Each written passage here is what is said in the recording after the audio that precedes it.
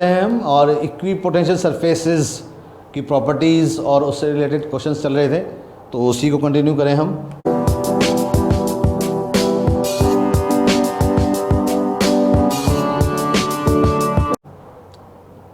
Equi potential surfaces को हमने EPS short form में बोला था।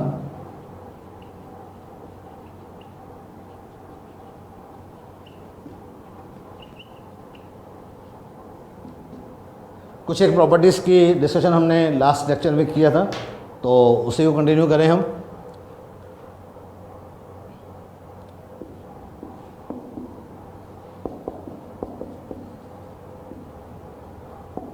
To determine the work done,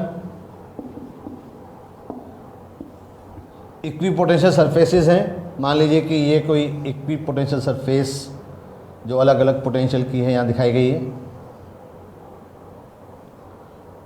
50 volt, 40 volt, 30 volt, 20 volt, और किसी एक चार्ज को, क्यू चार्ज को आप अलग अलग पाथ पे लेके जा रहे हैं।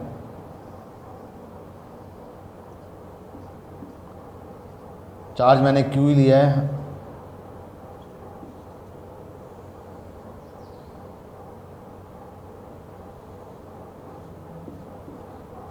तो ये पाथ नंबर 1, ये पाथ नंबर 2 और ये पाथ नंबर 3 है।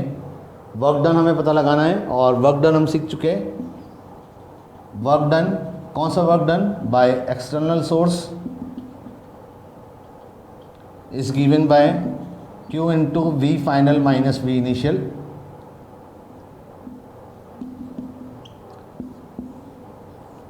तो बस आपको ये देखना है कि कहाँ से पार्टिकल का पाथ स्टार्ट हुआ है और कहाँ पर टर्मिनेट हुआ है। पाथ नंबर 1 के लिए आप वर्क डन जब पता लगाएंगे तो Q, पार्टिकल पाथ नंबर 1 पर जिस सरफेस से चला था वापस उसी सरफेस पर आ गया, तो यहाँ पर 50 माइनस 50 आ जाएगा, तो ये वर्क डन 0 हो जाएगा। और similarly for path number 2 work done हो जाएगा फाइनल माइनस इनिशियल। ये है फाइनल पोजीशन और ये है इसकी इनिशियल पोजीशन।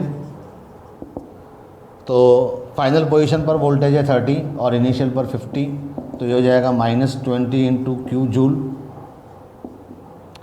और सिमिलरली पाथ नंबर 3 के लिए ये वर्क डन हो जाएगा Q into V final minus V initial. तो आपने देखा यहाँ से चल करके पार्टिकल इधर टच होता हुआ लेकिन यहाँ पहुँचा है। फाइनल पोजीशन तो अभी भी इसकी। तो अब इसके आगे हम सबसे इम्पॉर्टेंट एप्लीकेशंस सीख रहे हैं इक्वी पोटेंशियल सरफेस की, कि हाउ टू डिटरमाइन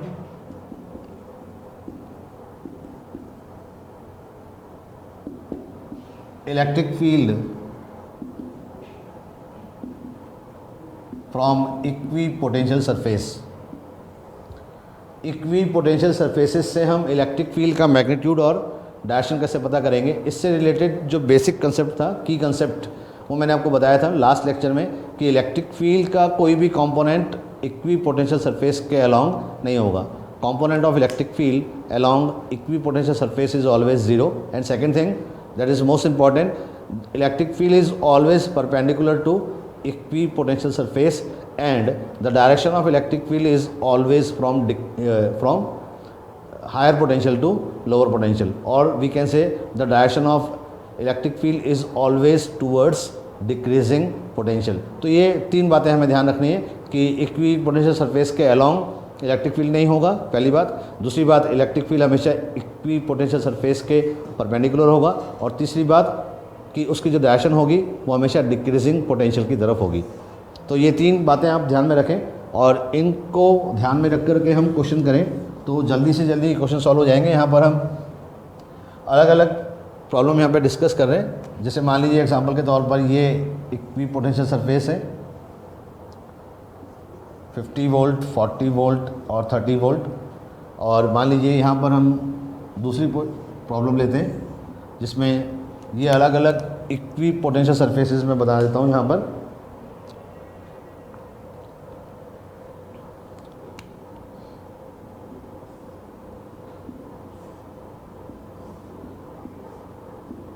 ठीक है, और मान लीजिए ये एंगल मैंने दे दिया 60 डिग्री, सपोज़ कीजिए 50 वोल्ट, 40 वोल्ट, 30 वोल्ट, और यहाँ से यहाँ तक का जो डिस्टेंस है या डिफरेंस है वो है 2 सेंटीमीटर,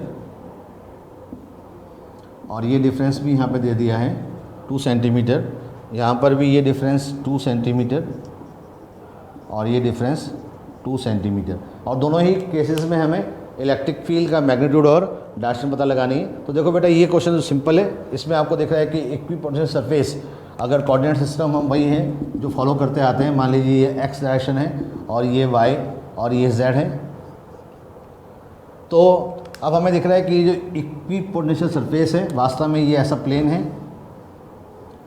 तो आप ध्यान से देखें तो ये कौन से प्लेन में दिख रहा है आपको, ये वाई और ये जेड, ये वाई और ये जेड, इसका मतलब ये वाई जेड प्लेन में है। वाई जेड प्लेन में है तो इलेक्ट्रिक फील्ड का ना तो वाई कंपोनेंट होगा और ना ही जेड, इलेक्ट्रिक फील्ड का सिर्फ इस वाई जेड प्लेन के परपेंडिकुलर कंपोनेंट होगा, और वाई जेड प्लेन के परपेंडिकुलर कंपोनेंट कौन सा हो गया, एक्स कंपोनेंट। तो इलेक्ट्रिक फील्ड जो आएगा वो इस तरह से आएगा, यहाँ पर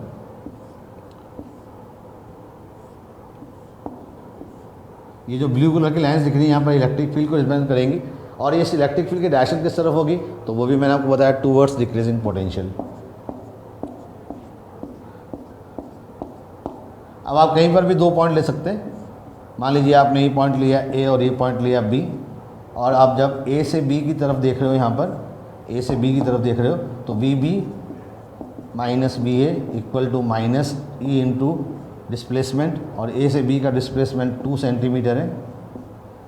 वी बी की जगह आप रखोगे यहाँ पर 30, वी ए की जगह आप रखोगे 40, और ये हो जाएगा माइनस ई 2/100, 2/100 का मतलब 1/50, और यहाँ पे आएगा -10, माइनस माइनस कैंसिल हो जाएगा 10, और ई की मैग्नीट्यूड आ जाएगा यहाँ पर 500। तो ये ई का मैग्नीट्यूड आ गया। अब आप इस इलेक्ट्रिक फील्ड को कम्प्लीटली रिप्रेजेंट कर सकते हो कि ई इज़ गिवन बाय 500, और डायरेक्शन आ जाएगी यहाँ पर आई कैप। इसका मतलब इलेक्ट्रिक फील्ड का मैग्नीट्यूड है 500 वोल्ट पर मीटर, और डायरेक्शन है प्लस आई कैप, क्योंकि इलेक्ट्रिक फील्ड की डायरेक्शन टूवर्ड्स डिक्रीजिंग पोटेंशियल होगी। अब यहाँ पर आते हैं हम, और उसी तरह से उसी अप्रोच से हम इस क्वेश्चन को भी सॉल्व करते हैं। ये हमें अलग अलग इक्विपोटेंशियल सरफेस दी है, जिसको सॉल्व करने के लिए मैंने पीछे एक्सटेंड कर दिया है, और यही कंसेप्ट लगाए हम यहाँ पर। तो हमें पता है कि इलेक्ट्रिक फील्ड इन सरफेसेस के परपेंडिकुलर होगा, तो ये परपेंडिकुलर लाइंस जो आएंगी यहाँ पर, ये इलेक्ट्रिक फील्ड को रिप्रेजेंट करेंगी, ठीक है ना। अब ये इलेक्ट्रिक फील्ड, क्योंकि यहाँ पर ये एंगल 90 डिग्री बन रहा होगा, ये ब्लैक कलर की लाइंस जो यहाँ पे दिख रही हैं वो इलेक्ट्रिक फील्ड को रिप्रेजेंट करेंगी। Electric field will be perpendicular to these surfaces. और डायरेक्शन बताओ जरा ध्यान से देख करके बेटा। तो आपको पता है, मैंने बताया कि इलेक्ट्रिक फील्ड की डायरेक्शन होगी towards decreasing potential. Decreasing potential का मतलब 50 से 40, 40 से 30, तो ये डायरेक्शन आ जाएगी इलेक्ट्रिक फील्ड की। ये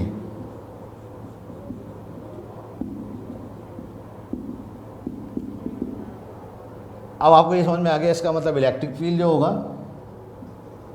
वो विल बी एट, आप कोई भी एंगल लें, अगर आप यहाँ से ले रहे हैं, यहाँ से लें, यहाँ से अगर हम देख रहे हैं तो ये एंगल जो आएगा वो कितना आएगा 30 डिग्री,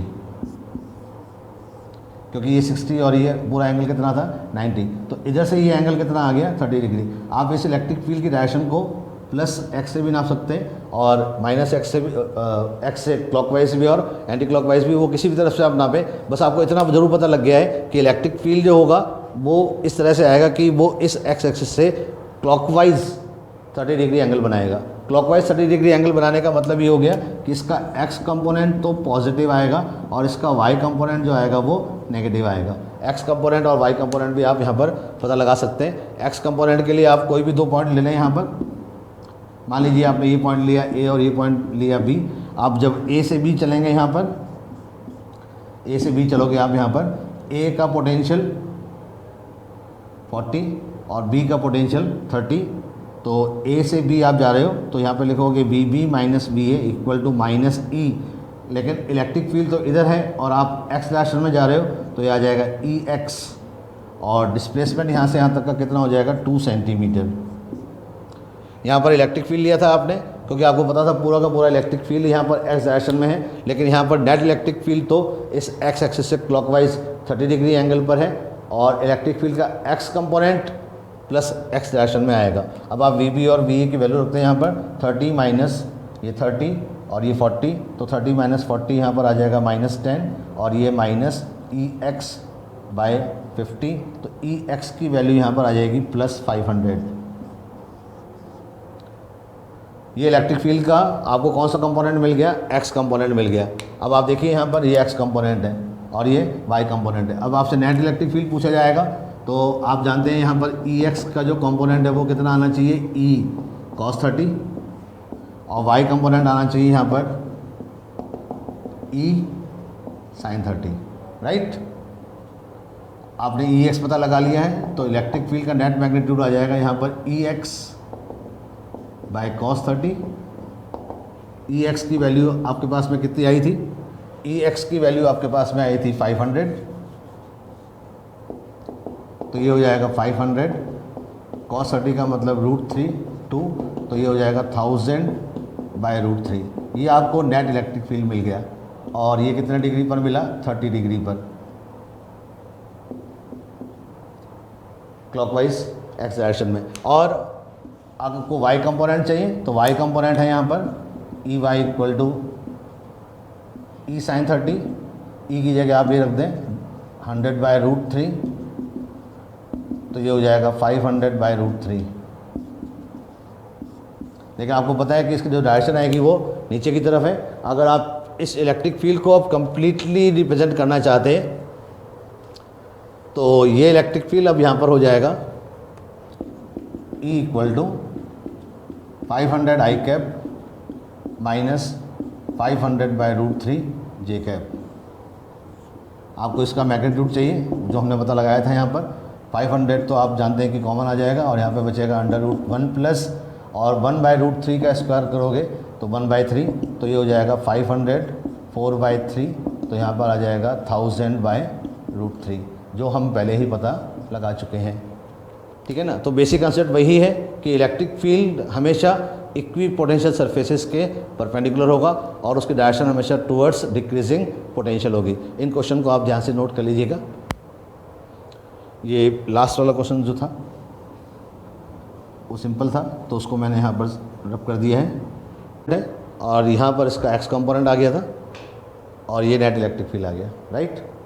इसी से रिलेटेड एक क्वेश्चन और करेंगे हम यहाँ पर।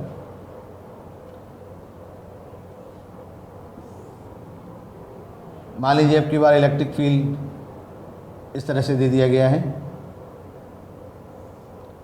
कि ये उसमें इक्वी पोटेंशियल सरफेसेस हैं और ये एंगल है यहाँ से लेके यहाँ तक 120 डिग्री।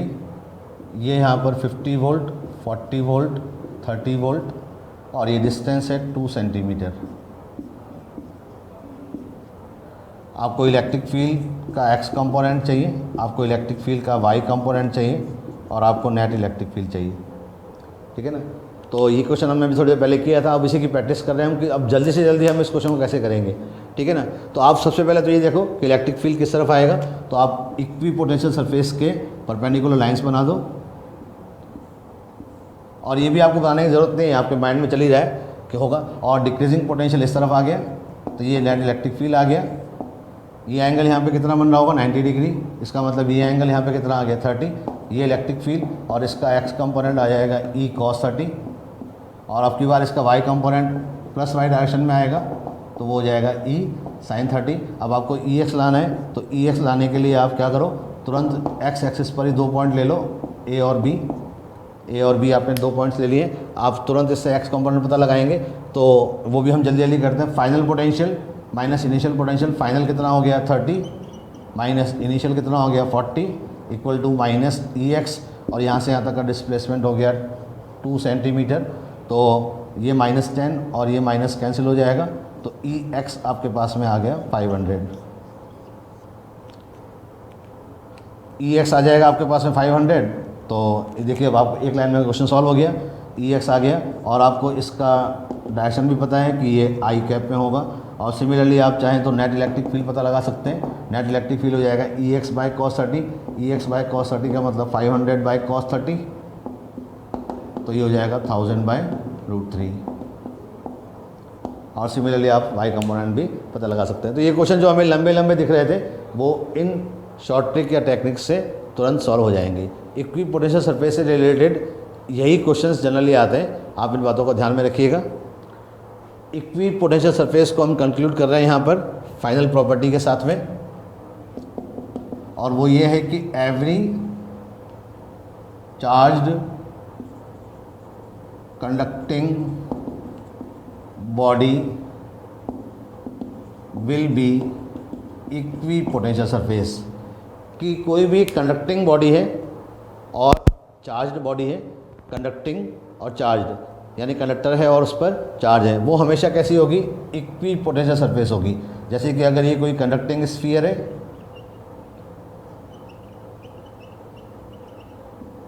और या फिर ये कोई इरेगुलर शेप है लेकिन ये भी कंडक्टिंग ही है।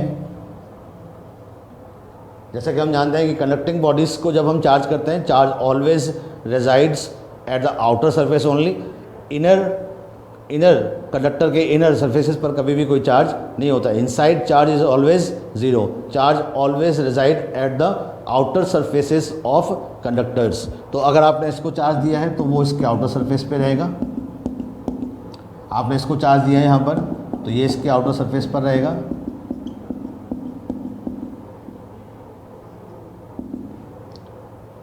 ठीक है ना। और इसके अंदर इलेक्ट्रिक फील्ड ज़ीरो होता है। जैसे आप कोई भी पॉइंट लें, यहाँ पर पॉइंट ए आपने ले लिया और सपोज़ कीजिए पॉइंट आपने बी ले लिया मान लीजिए, और आपको पता है कि इलेक्ट्रिक फील्ड इनसाइड तो कितना आएगा? ज़ीरो। और आपने ये भी पढ़ा है कि E इक्वल टू dV/dr होता है ज़ीरो। dV/dr ज़ीरो, इसका मतलब dV ज़ीरो। dV ज़ीरो का मतलब हो गया V constant. Equi potential surface की तरह बिहेव करेगा, इसके हर पॉइंट पर पोटेंशियल कांस्टेंट रहेगा। चार्ज कंडक्टिंग बॉडी है तो ये तो आपको सिमेट्रिक दिख ही रहा है। यहाँ पर हम अलग अलग पॉइंट्स की बात करें, जैसे ये पॉइंट बी है, ये पॉइंट सी है और ये पॉइंट डी है, तो किन किन पॉइंट पर पोटेंशियल किसके बराबर आएगा? तो ये इन सभी पॉइंट्स पर पोटेंशियल बिल्कुल बराबर आएगा। ये पोटेंशियल बी का जितना आएगा उतना ही सी का भी आएगा, उतना ही डी का भी आएगा। चार्ज कंडक्टिंग बॉडी चाहे वो इरेगुलर शेप की हो या फिर रेगुलर शेप की हो, पोटेंशियल हर पॉइंट पर सेम रहेगा। लेकिन इलेक्ट्रिक फील्ड और चार्ज डेंसिटी के बारे में हम बात करें, सरफेस चार्ज डेंसिटी, तो वो सेम नहीं रहेंगी। इसको अगर आपने नोट कर लिया है तो मैं इसको रब करूं।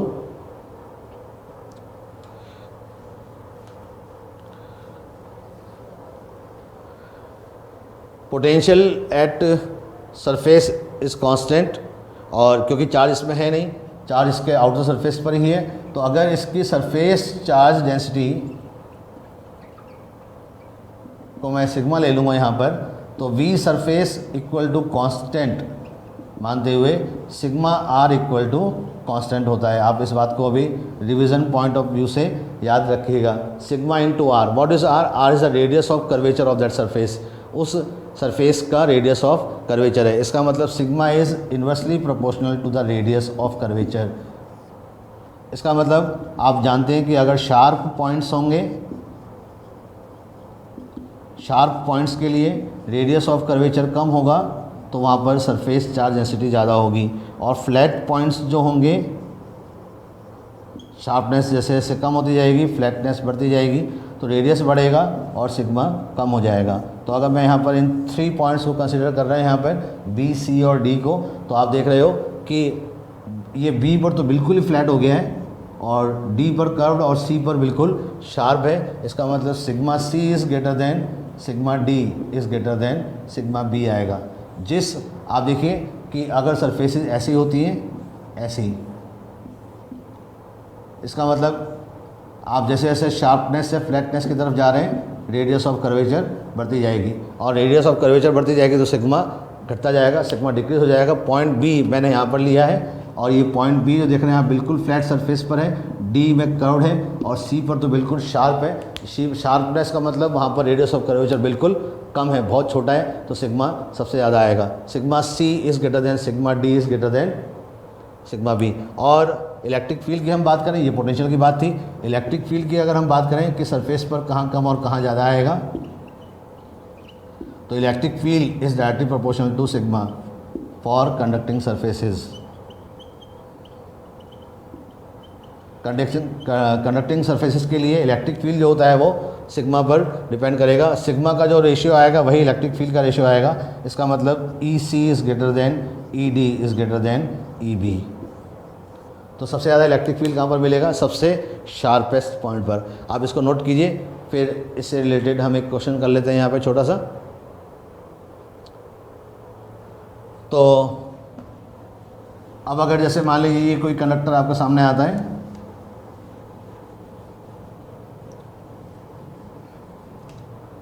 मान लीजिए ये कोई कंडक्टर है आपके सामने आया, जिसको आपने चार्ज दिया है यहाँ पर।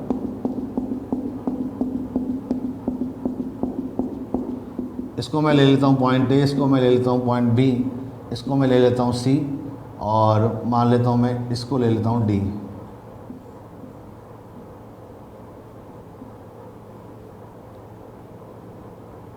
ठीक है।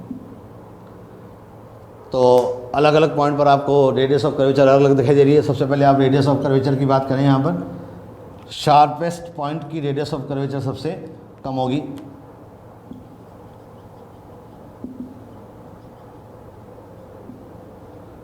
सबसे बड़ी radius of curvature point D पर है, क्योंकि पॉइंट डी बिल्कुल फ्लैट है। फिर सी है, फिर बी है, और फिर ए है।